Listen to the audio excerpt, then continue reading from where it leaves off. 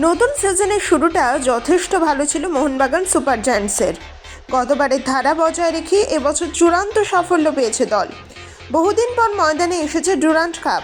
ফাইনালে তারা পরাজিত করছে পড়শি ক্লাব ইস্টবেঙ্গলকে, যা নিয়ে যথেষ্ট উচ্ছ্বাস উন্মাদনা ছিল সবুজ মেরুন সমর্থকদের।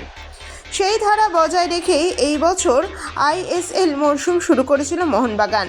প্রথম দিকে একের পর এক ফুটবল দলকে হারিয়ে আইএসএল পয়েন্ট টেবিলে শীর্ষস্থানে উঠে এসেছিল দল, কিন্তু সেটা বেশি দিন স্থায়ী হয়নি। বিশেষ করে এএফসি কাপের গ্রুপ পর্ব থেকে ছিটকে যাওয়ার পর একেবারে হতশ্রী অবস্থা হয়েছিল এই জনপ্রিয় ফুটবল ক্লাবের।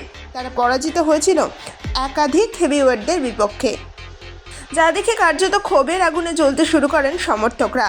গ্যালারি থেকে উঠতে শুরু করে গো ব্যাক স্লোগান। তাই সব দিক খতিয়ে দেখে চূড়ান্ত সিদ্ধান্ত নিয়ে নিল মোহনবাগান ম্যানেজমেন্ট। সমস্ত জল্পনা কল্পনার অবসান ঘটিয়ে গতবারের আইএসএল জয়ী কোচ ওয়ান ফেরেন্দোকে ছাঁটাই করে ফেলে সবুজ মেরুন শিবির।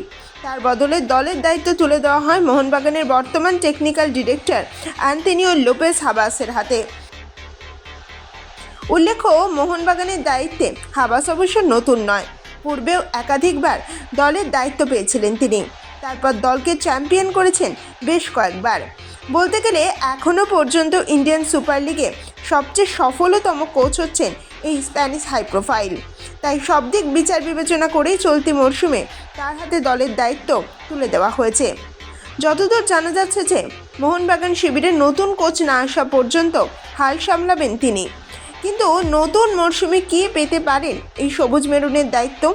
এক্ষেত্রে উঠে আসছে এক পর্তুগিজ হাই প্রোফাইল কোচের নাম। তিনি হলেন আন্দ্রে ভিলাস বোয়াস। বর্তমানে তিনি একজন ফ্রি কোচ হলেও পূর্বে একাধিকবার জনপ্রিয় ফুটবল ক্লাবের দায়িত্ব ছিলেন তিনি, যাদের মধ্যে রয়েছে এফসি পোত্রো থেকে শুরু করে ইন্টার মিলান, টটেনহ্যাম এবং চেলসির মতো ফুটবল ক্লাব। এছাড়াও মার্সিলিয়ারও দায়িত্ব সামলেছেন এই পর্তুগিজ কোচ। বিশেষ সূত্রের খবর, আরও একবার নাকি এই কোচের সঙ্গে কথাবার্তা চালাচ্ছে মোহনবাগান।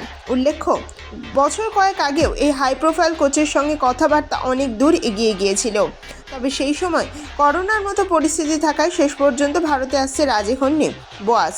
তবে এবার নাকি ভারতে আনতে তাকে যথেষ্ট আগ্রহী হয়ে উঠেছে সবুজ মেরুন দল। Bureau report, Kolkata 24/7.in।